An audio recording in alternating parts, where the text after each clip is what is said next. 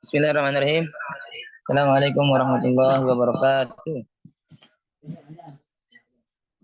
Baik, kami dari kelompok 2 akan mempresentasikan tugas yang telah kami buat dengan anggota saya sendiri, Miftah Ismatullah, kemudian Faris Ananda Putra, Fadil Hidayah, dan Ilham Ilahi.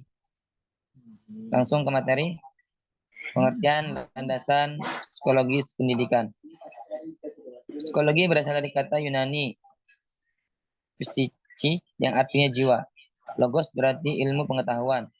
Dan secara etimologi, psikologi berarti ilmu yang mempelajari tentang jiwa, baik mengenai gejalanya, prosesnya, maupun latar belakangnya. Namun pengertian antara jiwa dan psikologi hanya berbeda. Psikologi atau ilmu jiwa adalah ilmu yang mempelajari jiwa manusia. Jiwa itu sendiri adalah roh dalam keadaan mengendalikan jasmani yang dapat dipengaruhi oleh alam sekitar. Jiwa manusia berkembang sejajar dengan pertumbuhan jasmani.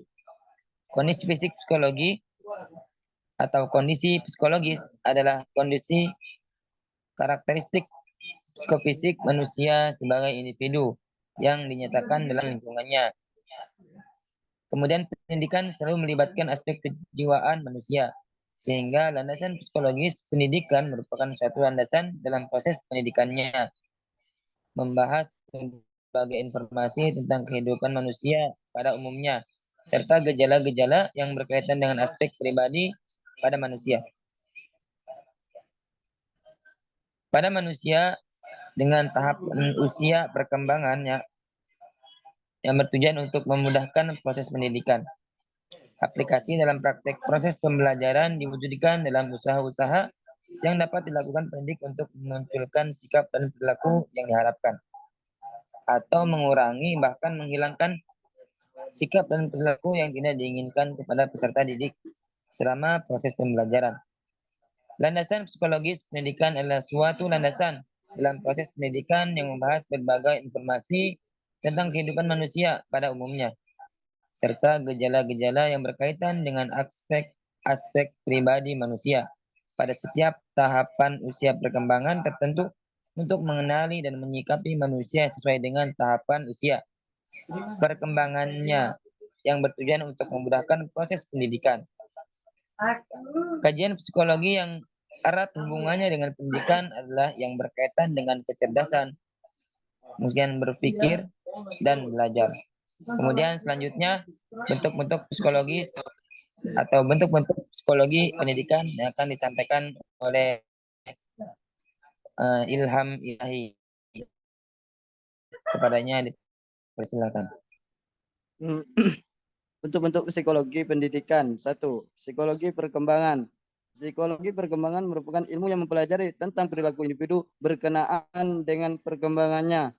Dalam psikologi perkembangan dikaji tentang hakikat perkembangan, pertahapan perkembangan, aspek-aspek perkembangan, tugas-tugas perkembangan individu, serta hal-hal lainnya yang berhubungan dengan perkembangan individu.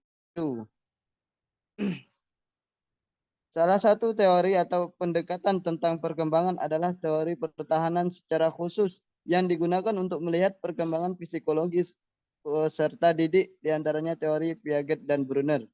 Perkembangan psikologis individu menurut Piaget berkembang secara kualitatif melalui 4 tahapan. Setiap tahapan memiliki karakteristiknya. Keempat tahapan perkembangan tersebut yaitu A. Sensorimotor. Periode ini ditandai oleh penggunaan sensorimotorik dalam pengamatan dan penginderaan yang intensif terhadap dunia sekitarnya. Prestasi intelektual dicapai dengan periode ini ialah perkembangan bahasa, hubungan tentang objek, kontrol skema, kerangka berpikir, pembentukan pengertian, pengenalan hubungan sebab akibat. Yang B, preoperational period 2,0 sampai 7,0 tahun. Periode ini terbagi dalam dua tahapan, ialah konsepsional dan intuitif.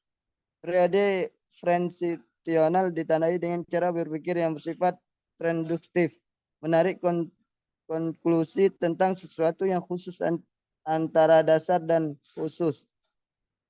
Misal, sapi disebut kerbau. Periode intuitif ditandai oleh dominasi pengamatan yang bersifat egotrik, belum memahami cara orang lain memandang objek yang sama, seperti searah atau selancar. Yang C, concrete operational period. Pada periode ini mulai mengembangkan kemampuan berpikir beraneka ragam. Mereka sudah dapat membedakan mana benda atau kondisi yang tidak berubah dan mana yang berubah. Oleh karena itu, dalam tingkat periode konkret ini, struktur kognitif peserta didik sudah relatif stabil.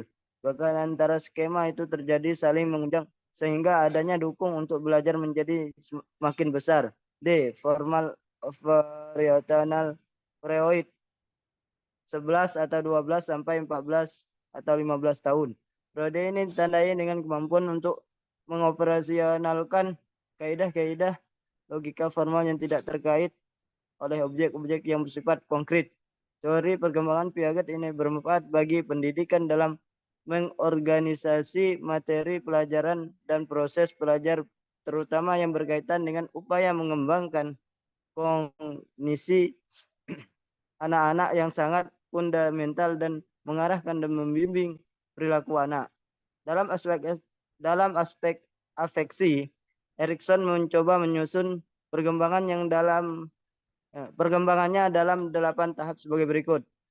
1. Bersahabat versus menolak pada umur 0 sampai 1 tahun. Yang kedua, otonomi versus malu dan ragu-ragu pada umur 1 sampai 3 tahun.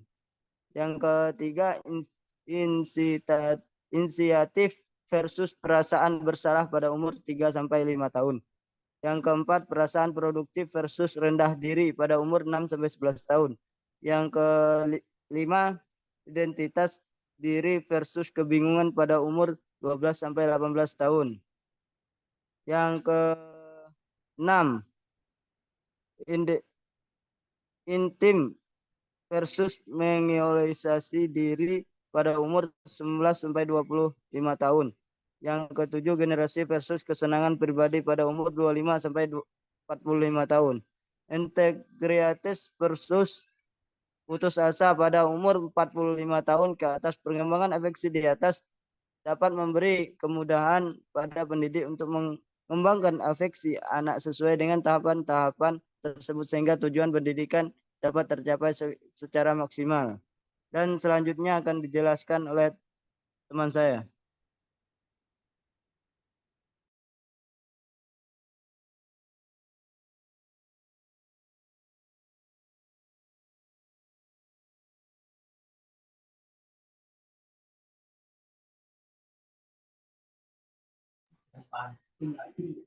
Baik, selanjutnya yang kedua.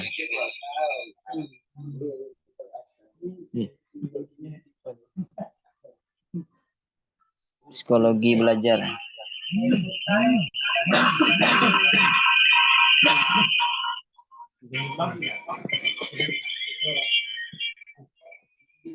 Psikologi belajar merupakan ilmu yang mempelajari tentang perilaku individu dalam konteks belajar.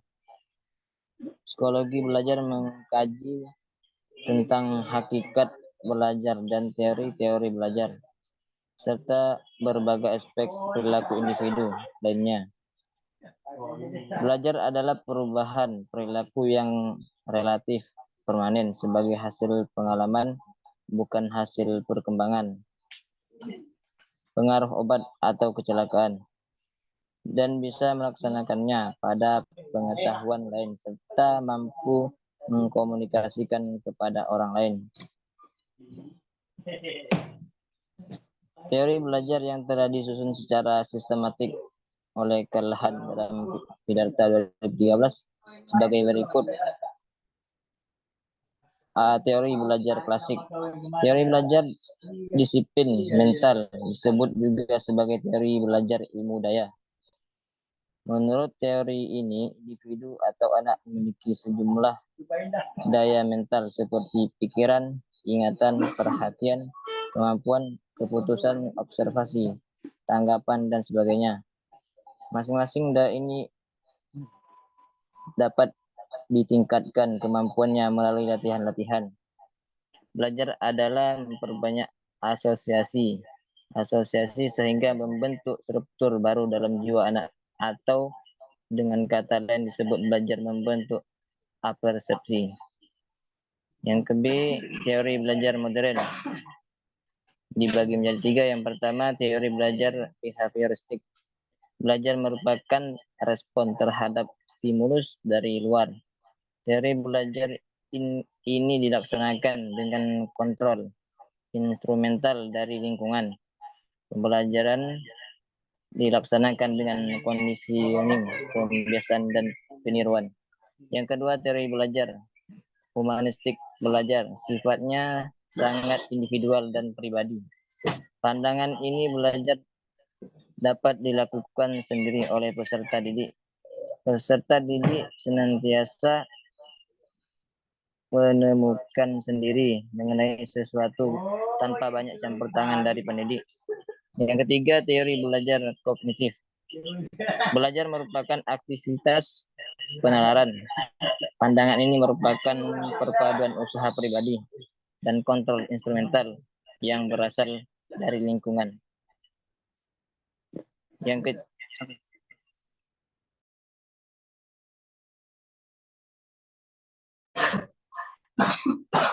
Baik, selanjutnya psikologi sosial. Psikologi sosial adalah psikologi yang mempelajari psikologi seseorang di masyarakat untuk mempelajari keterkaitan individu dan antar individu yang menekankan pada faktor-faktor situasi sosial yang terjadi atau yang mengundang tanggapan umum yang sama dari semua orang. Bidang ini mempunyai 3 ruang lingkup. Yang pertama, studi tentang pengaruh sosial terhadap proses individu. Misalnya, studi tentang persepsi atau motivasi proses belajar dan atribusi. Selanjutnya, studi tentang proses individual bersama, seperti bahasa, sikap sosial, dan perilaku meniru, dan lain-lainnya.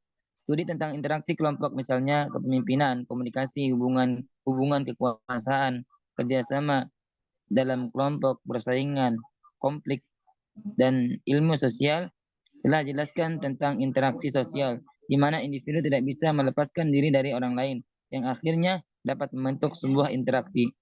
Tiap-tiap individu memiliki hubungan timbal balik, dan saling mempengaruhi antar individu dan kelompoknya antar sebaliknya. Selanjutnya, implikasi landasan psikologis dalam pendidikan.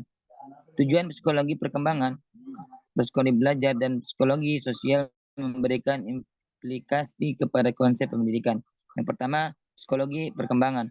Psikologi perkembangan yang bersifat umum, yang berorientasi pada kognisi, afeksi, dan psikomotor, memberi petunjuk pada pendidik untuk menyiapkan dan mengorganisasikan materi pendidikan serta bagaimana dapat membina dan mengembangkan kemampuan anak secara optimal. Selanjutnya, psikologi belajar berimplikasi pada proses pembelajaran. Teori belajar klasik masih sering digunakan walaupun umumnya sudah lama. Teori belajar disiplin mental bermanfaat untuk menghafal dan melatih soal-soal. Selanjutnya, psikologi sosial. Konsep tentang diri sendiri atau persepsi diri bersumber dari persepsi kita tentang lingkungan dan banyak dipengaruhi oleh sikap serta perasaan kita, sehingga pendidik diharapkan dapat mengembangkan sikap peserta serta perasaan yang positif, karena konsep diri yang keliru dapat merusak perkembangan anak. Selanjutnya, pembentukan sikap bisa secara alami. Selanjutnya, pendidik perlu membentuk sikap anak yang positif dalam banyak hal dengan cara merencanakan dan melaksanakan dalam waktu dan situasi yang tepat. Selanjutnya, pendidik perlu membendung perilaku agresif antisosial, terapi mengembangkan agresif prososial, dan sanksi dengan cara menerapkan perkembangan secara interaktif. Selanjutnya akan dijelaskan oleh Faris Ananda Putra. Persilakan. Selanjutnya adalah penerapan landasan psikologis dalam pendidikan di Indonesia saat ini. Landasan psikologis merupakan landasan yang sangat penting dalam penyelenggaraan pendidikan sebagaimana yang telah dikemukakan sebelumnya. Sehingga dapat dikatakan ketika pendidikan diselenggarakan tanpa memperhatikan aspek psikologis sebagai landasan, maka penyelenggaraan pendidikan tidak akan tepat sasaran. Psikologis sebagai landasannya, maka sesuai kebutuhan dan perkembangan masing-masing peserta didik yang berbeda satu dengan lainnya. Mengenai penerapan landasan psikologis dalam pendidikan di Indonesia saat ini, nampaknya sudah menunjukkan hal yang menggembirakan. Kurikulum pendidikan Indonesia yang terbaru saat ini yang sedang gencar dilaksanakan ialah kurikulum 2013. Berdasarkan penyampaian dari pelopor munculnya kurikulum baru ini, yaitu Profesor Dr. Insinyur Haji Musliar Kasim, MS, Kemendikbud Nasional Indonesia bidang pendidikan. Ternyata banyak aspek psikologis yang menjadi perhatian sehingga muncullah rancangan kurikulum 2013 ini yang pada akhirnya telah mencapai masa pelaksanaannya yang disambut dengan beragam respon dari berbagai kalangan. Namun, kebanyakan respon yang kurikulum 2013 tersebut karena dinilai banyak memiliki sisi positif dalam pengembangan peserta didik untuk dapat menjadi insan yang kreatif, aktif, produktif, dan berkarakter. Kesimpulan. Yang pertama, landasan psikologis pendidikan adalah suatu landasan dalam proses pendidikan yang membahas berbagai informasi tentang kehidupan manusia pada umumnya, serta gejala-gejala yang berkaitan dengan aspek pribadi manusia pada setiap tahapan usia perkembangan tertentu untuk mengenal dan menyikapi manusia sesuai dengan tahapan usia perkembangannya yang bertujuan untuk memudahkan proses pendidikan. Yang kedua, bentuk-bentuk psikologi pendidikan ada 3, yaitu psikologi perkembangan, psikologi belajar, dan psikologi sosial. 3. Implikasi landasan psikologis dalam pendidikan memberikan implikasi kepada konsep pendidikan. Terus yang terakhir, penerapan landasan psikologis dalam pendidikan di Indonesia saat ini sebagian besar dalam bidang kurikulum. Mengajar itu harus sejalan dengan perkembangan cara belajar, cara peserta didik, dan pendidik mengadakan kontak sosial dan kesiapan mereka bisa kelompok kami sampaikan. Kurang lebihnya mohon maaf. Wassalamualaikum warahmatullahi wabarakatuh. Waalaikumsalam warahmatullahi wabarakatuh.